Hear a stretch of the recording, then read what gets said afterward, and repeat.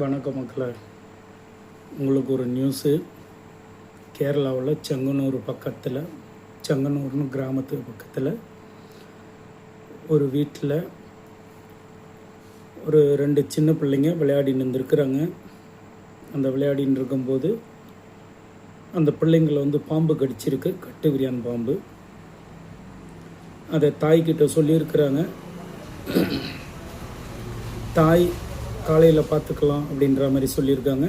ராத்திரி சாப்பிட்ட சாப்பாடு ஒத்துக்கலை, ஜீரணம் ஆகலை, டைஜஷன் ஆகலை, வாந்தி வர மாதிரி இருக்குது அப்படி இப்படின்ற மாதிரி அந்த பிள்ளை சொல்லும் போது தாய் இப்படி சமாதானப்படுத்தி படுக்க வச்சுருக்கிறாங்க. 2 சகோதரர், அதில் ஒரு சகோதரன் பாம்பு கடித்து விஷம் மண்டைக்கேறி இறந்து விட்டான். 2வது மூத்த பிள்ளையும் அப்படி ஒரு சூழ்நிலையில் அட்மிட் ஆகியிருக்கிறாங்க. இந்த பதிவு எதுக்குன்னா, இந்த கிராம பகுதிகளில் அல்லது இந்த மாதிரி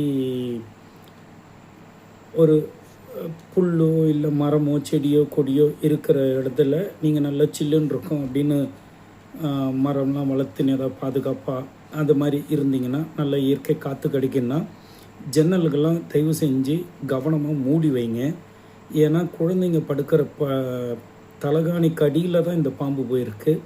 பிள்ளைங்க கவனிக்கலை, சின்ன பிள்ளைங்க, அதனால் பாம்பு கடிச்சிடுச்சு. அந்த ஒரு பிள்ளை மரணம் ஆகிட்டான், ஒரு பிள்ளை ஆஸ்பத்திரியில் இருக்கிறாங்க. நீங்கள் அதுபோல் கவனமாக இருக்கணும். உங்கள் பிள்ளை படுக்க போகிறதுக்கு முன்னாடி அவங்களுடைய படுக்கை அறையே சுத்தமாக இருக்கா, தலகாணி எடுத்துட்டு எல்லாம் க்ளீனாக எல்லாம் செக்கப் பண்ணிவிட்டு உங்கள் குழந்தைங்களுக்கு பாதுகாப்பாக இருங்க, கவனமாக இருங்க. குழந்தைங்கள பத்திரமாக பாதுகாத்துக்குங்க. இந்த நியூஸை கேட்கும்போது ரொம்ப மனசு வேதனையாக இருக்குது. ஒரு குடும்பத்தில் 2 பிள்ளைங்க இருக்குன்னா 2 பிள்ளைக்கும் இப்படி ஒரு நிலைமை. அப்போது தாய் தந்தை ரொம்ப கண்ணீர் வடித்து அழுதுன்னு இருக்கிறாங்க. உங்கள் குழந்தைங்கள பத்திரமாக பார்த்துங்க, கவனமாக பார்த்துங்க.